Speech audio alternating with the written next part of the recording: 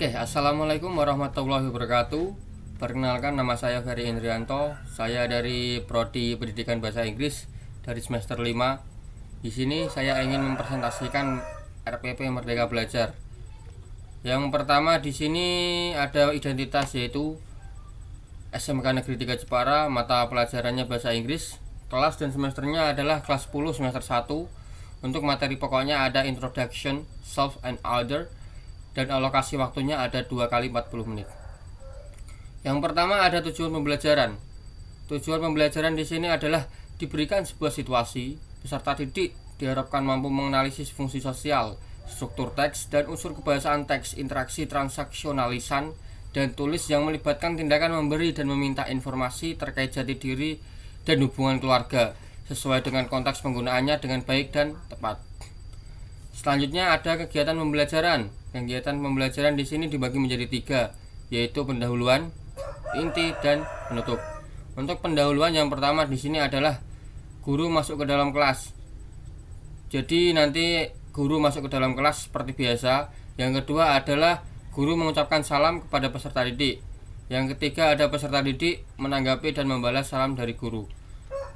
Yang selanjutnya ada guru meminta perwakilan peserta didik untuk memimpin berdoa sebelum memulai pembelajaran. Jadi nanti ada perwakilan dari peserta didik untuk memimpin berdoa sebelum memulai pembelajaran agar pembelajaran lebih berkah.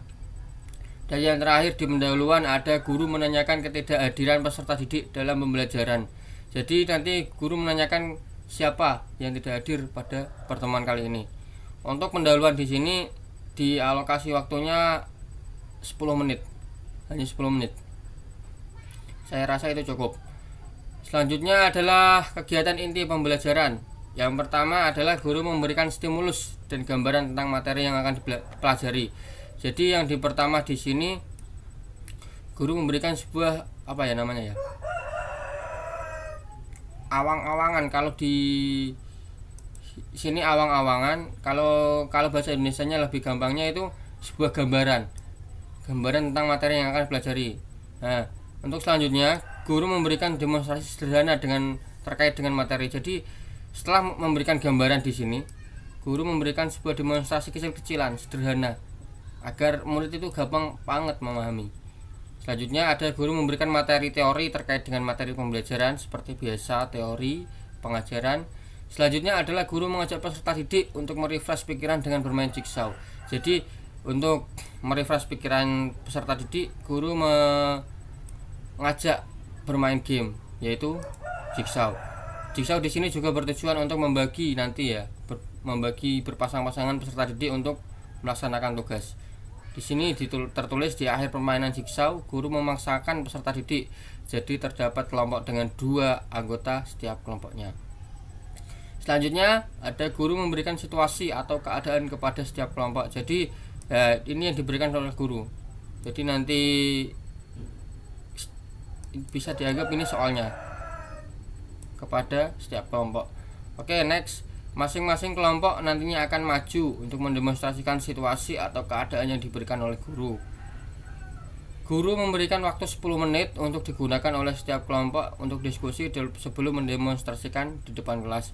Jadi situasi yang diberikan guru tadi didemonstrasikan di depan kelas dalam waktu 5 menit. Nah, sebelum memulai mendemonstrasikan, guru memberikan waktu 10 menit bagi masing-masing kelompok untuk berdiskusi untuk mempersiapkan demonstrasi ke depan. Selanjutnya adalah guru memberikan undian untuk menentukan urutan kelompok yang maju terlebih dahulu. Oke, itu adalah kegiatan inti.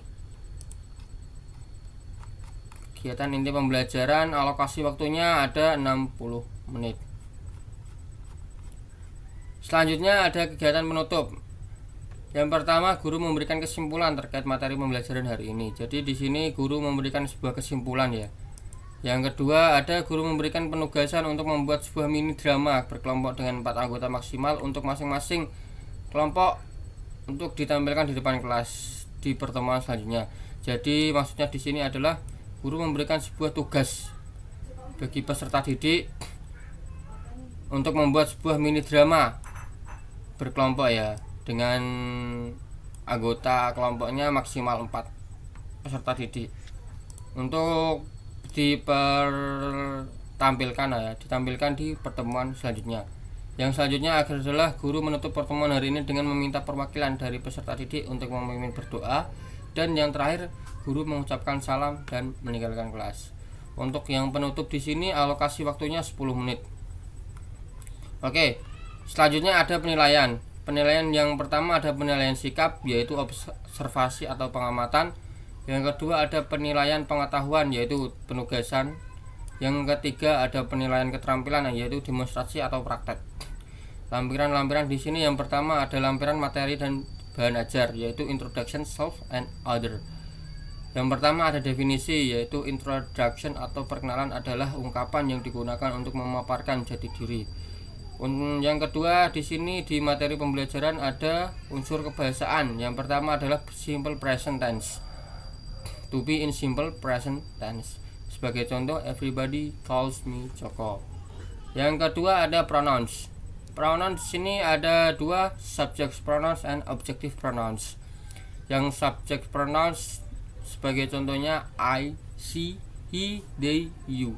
And then objective pronouns ini kata kerja kedua, bisa diartikan sebagai him, her, me, you, there. Yang terakhir di unsur kebahasaan di sini ada kata tanya. We have questions. What, who, which, where, when, and then any other. Sebagai contoh, what is your name? Who is your life? And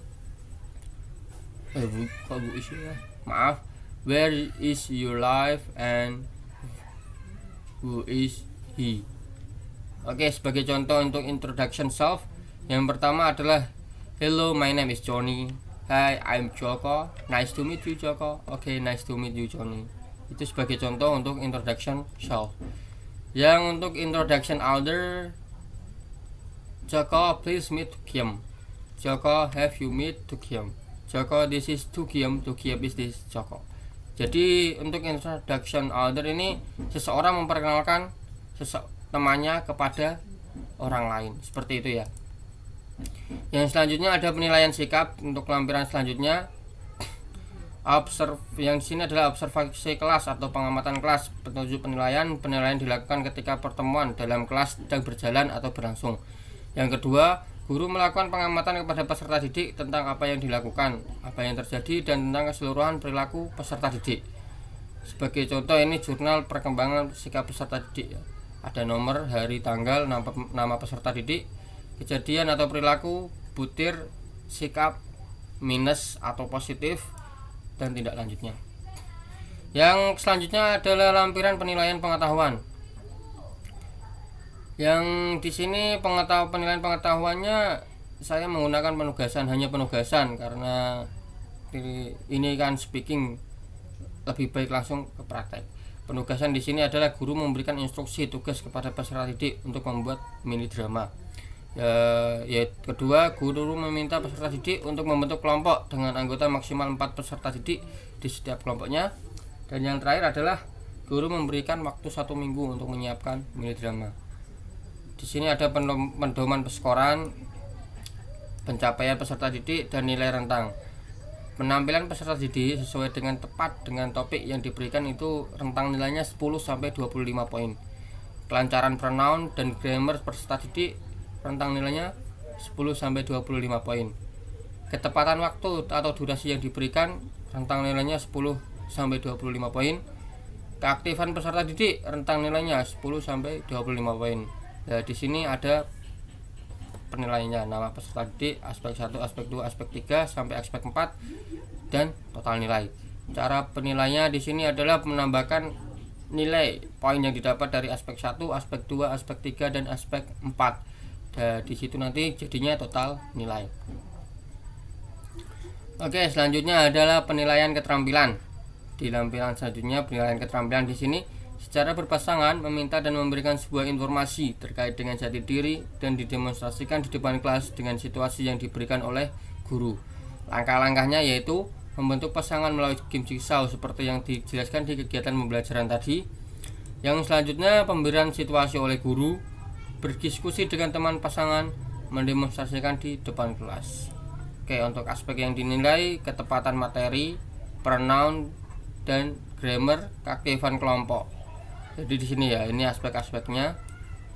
Ini skor-skornya 1 sampai 4. Untuk rubrik penilaiannya dari ketepatan materi nilai 4, yaitu pendemonstrasian sesuai dengan tepat dengan materi yang diberikan. Nilai skor 3, pendemonstrasian kurang sesuai dengan materi yang diberikan. Skor 2, pendemonstrasian tidak sesuai dengan materi yang diberikan. Skor 1 yaitu pendemonstrasian melenceng dari materi yang diberikan. Yang aspek kedua, pronoun dan grammar. Di sini untuk skor 4, pronoun dan grammar yang digunakan tidak terdapat kesalahan. Skor 3, terdapat maksimal 2 kesalahan dalam pronoun dan grammar yang digunakan. Jadi terdapat maksimal 2 ya. Maksimal 2, tidak boleh lebih dari 2. Skor 2, terdapat lebih dari 2 dan di bawah 5 kesalahan dalam pronoun yang digunakan. Jadi boleh untuk skor 2 di sini lebih dari 2 kesalahannya, tapi harus di bawah 5, yaitu 3 atau 4. Untuk yang skor 1 yang terakhir sini terdapat lebih dari 5 kesalahan pronoun dan grammar yang digunakan. Jadi apabila peserta didik mendapatkan lebih dari 5 kesalahan pronoun, skor yang didapat nanti akan 1. Aspek yang terakhir yaitu keaktifan kelompok. Skor 4 jika kelompok aktif bertanya dan berdiskusi sesuai dengan instruksi dari guru. Skor 3, kelompok tidak aktif bertanya akan tetapi aktif dalam diskusi dan pendemonstrasian. Skor 2, dengan kelompok tidak aktif dalam diskusi dan hanya apa adanya saat demonstrasi. Jadi di sini itu apa adanya, ala kadarnya. Yang penting maju seperti itu dapat skornya 2. Yang terakhir, skor 1, kelompok tidak aktif dalam segala hal termasuk diskusi, demonstrasi dan lain sebagainya. Jadi di sini tuh benar-benar kelompok pasif. Dia itu tidak butuh dengan pembelajaran. Dia mendapatkan skor 1. Oke. Sekian presentasi dari saya. Apabila terdapat salah kata, saya mohon maaf. Wassalamualaikum warahmatullahi wabarakatuh.